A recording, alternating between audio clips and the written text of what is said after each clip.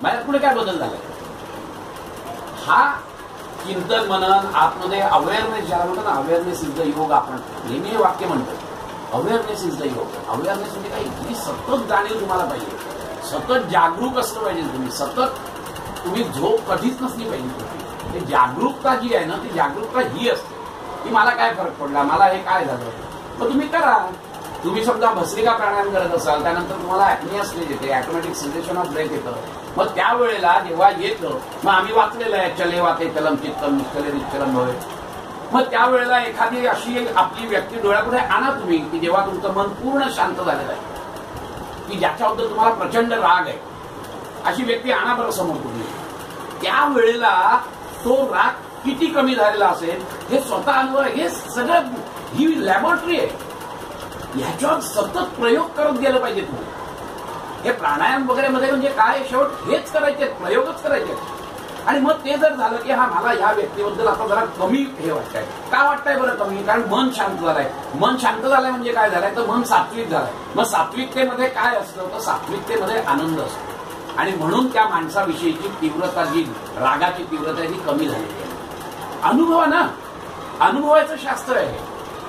प्राणायामाच्या प्रत्येक स्टेपमध्ये तुम्ही अनुभव जर घेतला नाही, किंवा तुम्ही बंध मुद्रा करताय, तर बंध मुद्रेमध्ये ही जाणीव तशी फिरवा ना तुम्ही. एवढी सगळी अक्युमुलेट केलेली तुमची जी एनर्जी आहे, ती जेव्हा तुम्ही मुद्रा करता त्यावेळेला ती खेचून घेताय तुम्ही. तुम्ही खेचताय काय, तर तुम्ही स्नायू खेचताय. पण स्नायूचं सटल हे काय आहे, तर ती एनर्जीच आहे ना. ती खेचली जाते का ते बघा तुम्ही. कारण ती जाणीव फिरली नाही तर कसं जाणार आहे. मुद्रा कशासाठी आहे, ती चॅनलायझिंग ना. एकत्रित केलेली जी शक्ती आहे, ती शक्ती चॅनलाइज करणं म्हणजे मुद्रा करणं ना. आणि म्हणून तर आसन प्राणायाम पाहिले आहे. ती आसन प्राणायामाने तुम्ही प्राणशक्ती वाढवताय शरीरातली, आणि मग बंधामध्ये तुम्ही ती एकवटून ठेवताय. आणि ती एकवट केली जेव्हा तुम्ही मुद्रा करता, तेव्हा ती बरोबर चॅनलाइज करताय. ती चॅनलाइज कुठे करताय, तर मूलाधारातून वर येण्यासाठी चॅनलाइज करताय. आणि नाहीतर तुमच्या बाकीच्या नाड्यांमधून जातच आहे की प्राणशक्ती. पण ती जिथपर्यंत आध्यात्मिक साधनेसाठी तुम्हाला ती शक्ती कुंडलिनी ह्याच्यातून सुषुम्ना नाडीतून जायला पाहिजे. त्या सुषुम्ना नाडीतून माझी एकवटलेली शक्ती जाण्यासाठी मुद्रा आहे. मग तो अनुभव घ्या ना तुम्ही. हे जेव्हा आपण लोकांना सांगतो, हे जेव्हा आपण करतो आणि आपल्याला अनुभव येतो ना, म्हणून प्रत्येक गोष्टीत, प्रत्येक टप्प्यामध्ये हे अनुभवायचं शास्त्र आहे. जिथपर्यंत तुम्ही अनुभव घेत नाही त्याचा, तिथपर्यंत त्याचा काही उपयोग नाही. हा घ्या प्रत्यक्ष अनुभव, त्याप्रमाणे फिरवा तुम्ही तुमची जाणीव. तुम्हाला बघा जमताय का ते. पहिल्यांदा नाही जमणार, नंतर नाही जमणार, हळूहळू जमतं. नादानुसंधान हळूहळू जमणार आहे तुम्हाला. एकदम जमणार नाही, तुम्हाला काहीच ऐकू येणार नाहीत ना. पण त्याची साधना करा, बघा तुम्हाला हळूहळू आवाज ऐकू येतात. तुम्ही मी अनुभवाने सांगतो तुम्हाला, असे स्पष्टपणे आवाज ऐकू येतात तुम्हाला नादानुसंधान. पण ते अनुभवायचंच शास्त्र आहे. किती कोणीही सांगा, 100-10 वर्ष तुम्ही तिथे आसन प्राणायाम करा, तुम्ही त्या जर का अनुभवाच्या स्तरावर जाऊन जर काही नाहीत, तर त्याचा काहीही उपयोग होणार नाही. त्या अनुभवाच्या स्तरावरच जायला पाहिजे. प्राणायाम करताना माझा अवेअरनेस पाहिजेच, त्याशिवाय त्या साधनेला काही अर्थ नाही. आपण सगळे योग शिक्षक बसलोय म्हणून मी एवढ्या डिटेलमध्ये सांगतो, मी बाकीच्या सांगतो. पण हा अनुभवाचा स्तर यायला पाहिजे, आणि तो येतो. आणि म्हणून तर तो अनुभवाचा स्तर येतो, तसतसं तुमचा त्याच्याबद्दलची श्रद्धा वाढते. हे विशेष सर्कल आहे. अनुभव आला नाही म्हणून श्रद्धा कमी होते, अनुभव आला तर श्रद्धा वाढते. मग श्रद्धा वाढली की अजून चांगल्या पद्धतीने साधना होते, अजून चांगल्या पद्धतीने साधना झाली की अजून चांगल्या पद्धतीने तुम्हाला अनुभव यायला लागतात. या विशेष सर्कलमध्ये माणूस अडकतो, नाही तर त्या विशेष सर्कलमध्ये अडकतो. ते 9 अंतर आहे, ते त्याचीच एक 9 अंतर आहे. हे सगळे मानसिकच आहेत विक्षेप. हे विक्षेप आहेत सगळे. चले आगे. त्यामुळे एक विशिष्ट कुठचंही तत्वज्ञान म्हणजे माझा अनुभव म्हणून सांगतो असं धरू नका. सगळ्याचा अभ्यास करा. त्यात आपल्याला काय भावत आहे, आपली मानसिकता कशी आहे, आपली शारीरिक ठेवण कशी आहे. त्याला आपलं सगळे योग करतायत, मी पण आसन प्राणायाम करतो असं काही जरूर नाही. पण आसन प्राणायाम का करायचे, तर ते स्थूल याच्यावर सुरुवातीला बरे असतात म्हणून करायचे. पण तिथेच अडकायचं नाही, म्हणून तिथे पुढे जायचं आपल्याला. हे पण लक्षात ठेवा. मग ध्यान धारणेमधून येते, कारण शेवट आपल्याला राजयोगाकडे जायचं. आपल्याला मूलाधार चक्र फक्त उडं नाही करायचं, तर ती शक्ती कुंडलीनी वरपर्यंत घेऊन जायची असेल तर तुम्हाला सातत्याने तो प्रयत्न केलाच पाहिजे ना. मग कुठेतरी साधना सोडावी लागते. मग आता मी म्हटलं की नाही मी राजयोगच धरून हठयोगच धरून बसील तर तुम्ही तिथेच राहणार. कुठेतरी तुम्हाला हठयोग पण सोडायला लागतोय, झालं मी. कुठेतरी तुम्हाला लययोग पण सोडायला लागतोय, कुठेतरी तुम्हाला तुमचा अहंकारच सोडायला लागतोय. हे सोडण्याचेच प्रकार आहेत ना, कारण एव्हरीथिंग इज मोमेंटरी. सोडल्याशिवाय जाणारच नाही ना तुम्ही पुढे. आम्ही आसन प्राणायामच घट्ट धरून बसलेलं आहे त्या पोपटासारखं, शुकनलिका न्यायासारखं. बस तेवढं 1 तास केलं की संपलं माझं. किती कर्तव्य झालं म्हणून आपण आनंदात असतो. आनंदात म्हणजे काय, आपले राग द्वेष सगळे तब्येतीत पोचलेले असतात, काय प्रॉब्लेम नसतो आपल्याला. तसं होता नाही का साधनेमध्ये. आपण पुढे पुढेच जायला पाहिजे. त्या अनुभवांनीच तुम्ही पुढे जाणार, तिथपर्यंत नाही जाऊ शकणार. आपण तरी त्या पद्धतीने जायला पाहिजे. ततः प्रत्येक चेतना अधिगमा अंतरायाभावाश्च, हे त्याचे परिणाम आहेत. तज्जपा तदर्थ भावना, याचे प्रकार, त्याचा हे आहे. परंतु मग आता महत्वाचा प्रश्न असा येतो की मग परत ते तुम्ही म्हटलं होतं सूत्र रूपाने सांगितलेलं आहे, त्यामुळे बरोबर एकातून दुसरा येतो. प्रश्न लगेच मनात उत्पन्न होतो. आता हे अंतराय कुठले आले की लगेच उत्तर आहे. तर हे अंतराय 9 आहे. व्याधी स्थान संशय प्रमाद आलस्य अविरती भ्रांती दर्शन अलब्ध भूमितत्व आणि अनवस्थिताने, हे 9च्या 9 चित्त विक्षेप आहे. आणि चित्त विक्षेप याचा अर्थ काय, they are the disturbances in चित्त, आणि म्हणून दे आर अंतराय, आणि म्हणून they are the obstacles in the path of yoga. These are all the disturbances. हे सटल लेवलला आहे. हे चित्त विक्षेप आहेत, हे लक्षात घ्या. हे शारीरिक विक्षेप नाहीये. दीज आर ऑल द चित्त विक्षेप. म्हणजे याचा अर्थ हे सगळे डिस्टर्बन्सेस चित्तामध्ये होतात. चित्तामध्ये होतात म्हणजे मन, बुद्धी, अहंकार या 3 ठिकाणी. कारण चित्त तिघांचं बनलेलं आहे. अकॉर्डिंग टू सांख्य किंवा according to Yoga, chitta is comprise of 3. According to Vedanta chitta एक वेगळं आहे अजून, आणि त्याला अंतःकरण चतुष्टय म्हटलेलं आहे. त्यामुळे आता आपण योगाचा जर विचार केला तर हे चित्त म्हणजे ह्या सगळ्याचे डिस्टर्बन्सेस, मग मनाच्या स्तरावर असतील, बुद्धीच्या स्तरावर असतील, अहंकाराच्या स्तरावर असतील, हे सगळे जे डिस्टर्बन्सेस आहेत, हे डिस्टर्बन्सेस कुठचे तर 9 आहेत. आणि एकदा का या स्तरावर डिस्टर्बन्स असेल तर तुम्ही पुढे जाऊ नाही शकणार आहात. धारणा ध्यान समाधी, कारण अल्टिमेट एम काय आहे, धारणा ध्यान समाधी आहे. त्यामुळे धारणा ध्यान समाधीमध्ये जर पुढे जायचं असेल तर तुमचं जे चित्त आहे ना, ते चित्त डिस्टर्ब असून चालणारच नाहीये. आणि चित्त डिस्टर्ब व्हायचे कारण काय, तर ही 9 आहे चित्त डिस्टर्बची कारण. त्यामुळे ही घालवायला पाहिजे, कारण ते ऑब्स्टॅकल्स आहेत. चित्त डिस्टर्ब झालेलं आहे, चित्तामध्ये प्रक्षोभ झालेला आहे, म्हणून ते अडथळे आहे तुमच्या धारणा ध्यान समाधीमध्ये. आणि म्हणून नेहमी लोक सांगतात ना की एवढा चिडलेला माणूस असेल त्याला म्हटलं की आता तू ध्यानाला बस, तर चुकीचं आहे ते. त्याला ध्यानाला बस सांगणंच मूर्खपणाचं आहे. त्याला शांत केल्याशिवाय बसूच शकणार नाही तुम्ही. त्याला आधी शांत करायला पाहिजे. चित्त विक्षेप पूर्णपणे त्याचे गेले पाहिजेत, तर तो कल्चर करेल mind. See, it is a tranquillity of mind and it is a culturing of mind. These are the 2 things. एक पहिले मन शांत करा, शांत केलेल्या मनाला तुम्ही कल्चर करा, सुसंस्कारित करा. हे 2 प्रकार आहेत. सुसंस्कारित कशाने करायचं आहे, धारणा ध्यान समाधीने करायचं आहे. शांत कशाने करायचं आहे, तर ते पुढे त्यांनी आपल्याला दिलेली आहे ही. पण ढोबळ मनाने सांगायचं तर पहिली जी 4 अंग आहेत, या 4 अंगाने तुमचं चित्त शांत होतं. यम, नियम, आसन, प्राणायाम ही 4 अंग आहेत. ही 4 अंग मन शांत करण्यासाठी. आणि मग शांत झालेल्या मनाला सुसंस्कारित कसं करायचं, तर मग धारणा ध्यान समाधी. आणि त्याचा मधला जो पॅच आहे तो प्रत्याहार आहे. It is a transition from बहिरंग टू अंतरंग. हे ट्रान्झिशन पिरियड आहे.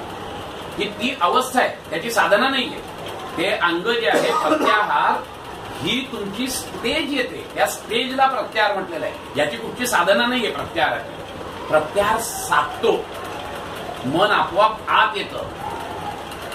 ततः प्रत्येक चेतना अधिगमा आत येतं. जे बहिरंग असतं ते अंतरंगात येतं. जे बाह्य विश्वात वावरणारं असतं ते आतमध्ये येतं, तो विषय आत शोधतो, तो स्वतःच्या मूळ अस्तित्वाकडे जायला निघतं जेव्हा चित्त, त्यावेळेला ते आतमध्ये येतं. आणि एकदा आत आलं की आता आतमध्ये शोधण्यासाठी तुम्हाला डोळे बंद करून धारणा ध्यान समाधीच करायला पाहिजे की आत आता काय बघ, काय इसेन्स आहे आतमध्ये तो बघ, बाहेर इसेन्स नाहीये, हे पक्क झालं. आणि म्हणून तर ते चित्त आता आत आलेलं आहे. आता आतमध्ये काय आहे तर ते धारणा ध्यान समाधीने बघ, आणि मग कळतं की आतमध्ये तो खरा पुरुष बसलेला आहे. आणि मग तिथे गेलं समाधी अवस्थेत की मग तो आपल्याला अनुभव येतो, कदा दृष्टी स्वरूपेव स्थान. आणि म्हणून हे जे 9 आहेत, हे 9 मनाची शोभक वृत्ती आहे, मनाचे डिस्टर्बन्सेस आहेत, चित्ताचे डिस्टर्बन्सेस आहेत, बुद्धीचे डिस्टर्बन्सेस आहेत. तर ते अंतराय आहे, आणि ते डिस्टर्बन्सेस असल्यामुळे ते अंतराय आहेत, ते ऑब्स्टॅकल्स आहेत, ते अडथळे आहेत तुमच्या पुढच्या पायरीला, अंतरंग साधनेच्या पायरीला. आणि म्हणून ते घालवणं महत्वाचं असतं. आणि म्हणून अजूनही तुम्ही बघा, पतंजली मुनींनी अजून समाधीची कुठचंही सूत्र सांगितलेलं नाहीये. हे सगळं जे सांगितलेलं आहे ना, हे सगळं अजून फिलॉसॉफीत चाललेली आहे. हे जेव्हा संपेल त्यानंतर त्यांनी समापत्ती टाकलेली आहे, आणि समापत्ती टाकल्यावर मग समाधीची भाष्य केलेलं आहे त्यांनी शेवटच्या आहे. तिथपर्यंत समाधी नाहीच आहे. हे सगळे अजून मन शांत करण्याचेच प्रकार चाललेले आहेत. तर हे 9 अंतराय आहेत. व्याधी, व्याधी म्हणजे काय आहे? आपल्याला व्याधी म्हणजे असं समजतो आपण की शारीरिक व्याधी म्हणून, तसं नाहीये. तर आधीज आणि अनाधीज दोन्ही व्याधी आहेत त्या, कळलं की नाही? आपण अनाधीजवादी सायकोसोमॅटिक ते तर आपल्याला कळलेलं आहे. आधीज व्याधी म्हणजे काय की ते मनातलाच हे आहे, तो अडथळा आहे, त्याच्याबद्दल वाद नाही. पण या सूत्रातून असं दिसतं की ही जी व्याधी आहे, ही जी अनाधीज व्याधी आहे, ही सुद्धा आतमध्ये कुठेतरी स्फुरलेली आहे. ही कशी स्फुरलेली आहे आतमध्ये? आपण जातो, विमानातून जातो, विमानाला अपघात होतो, त्यातली काहीच लोक मरतात आणि काही लोक जगतात. आता जी लोक मरतात त्यांनी तिकीट काढलेलं आहे, त्यांनी व्यवस्थित लिगली गेलेले आहेत, ज्यांनी जे वाचलेले आहेत त्यांनी लिगली गेलेली आहेत. मग आता याचा प्रॉब्लेम कुठे आला? मग हीच का गेली? तर ह्यांच्या चित्तामध्ये पूर्व जे काही कृत्य होती, कर्माशय ज्याला म्हणतो ना, तो कर्माशय त्याला कारणीभूत आहे. ती लोक गेल्या. कर्मसिद्धांत येईल नंतर दुसऱ्या याच्यामध्ये आपल्याला डिटेलमध्ये जायचं आहे कर्मसिद्धांताला, तो प्रश्न नाही. परंतु या कर्मसिद्धांताप्रमाणे तुमचं त्यावेळेला ते जे स्फुरण पावतं ना, ते स्फुरण तुम्हाला तुमच्या मृत्यूला कारण होतं, कारण तो तुमचा भोग आहे. ते तेव्हा फळलेलं असतं, ते पक्व झालेलं असतं फळ तुमचं पूर्वकृत्य पक्व झाल्यामुळे ते तुम्हाला भोगाच्या रूपाने आता भोगायचं आहे. म्हणून तुमचा ऍक्सिडेंटमध्ये मृत्यू झाला आणि बाकीच्यांचा झाला नाही, कारण त्यांचा अजून पक्व व्हायचा आहे.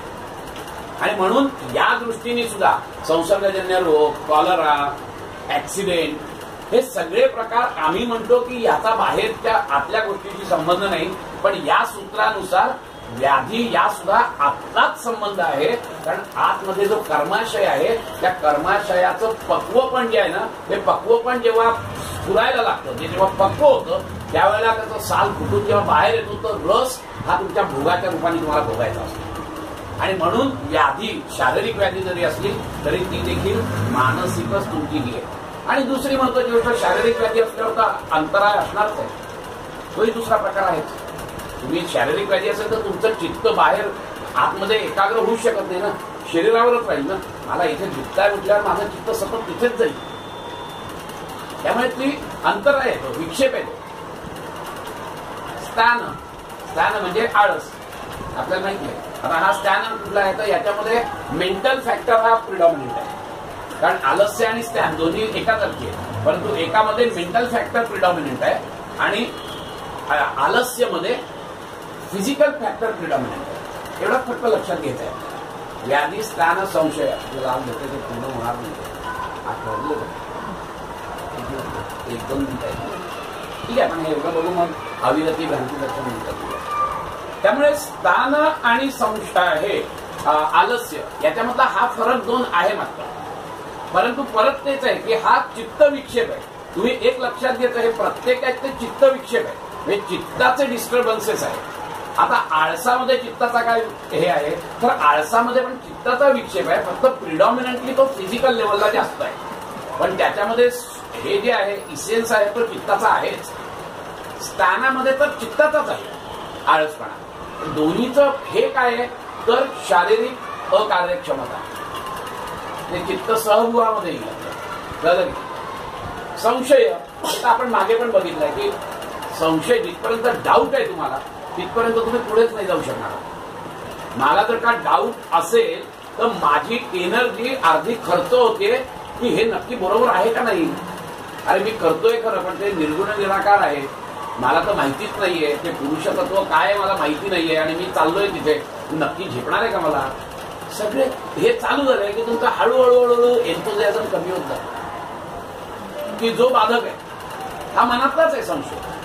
तुम्हाला टोटल श्रद्धा तुमच्या साधनेवर पाहिजे तरच तुम्ही पुढे जाऊ शकता. थोडाही संशय नसावा. किंबहुना असं आहे की साधनेची सुरुवात करायच्या आधी 100 प्रश्न विचारा, तुमचं उत्तर हे करा, पण एकदा कफन बांध के कूद पडो फिर पीछे नहीं हटना. ही ऍटिट्यूड पाहिजे. विवेकानंदांनी केलेलंच होतं. गुरु मानायच्या आधी त्यांनी अनंत प्रकार केले होते. एक प्रकारे आपण म्हटलं तर इन्सल्टच केला होता, पण तो इन्सल्ट नव्हता, कारण आतमध्ये ती तीव्र इच्छा होती की मला या माणसाकडून काहीतरी समजायचं तर हा माणूस आहे की नाही केपेबल. आणि एकदा का तो केपेबल आहे म्हटल्यानंतर मात्र कुठचाही संशय नव्हता त्यांच्या मनात. खरं काय दिसायला व्यक्तिमत्व फार चांगलं होतं वगैरे, रामकृष्ण परमहंसांचं असं काही नव्हतं. किंबहुना त्यांना तर कलकत्त्यामध्ये वेडा म्हणायचे, परंतु त्या माणसाचं काय पोटेन्शियल आहे हे माझे गुरु कसे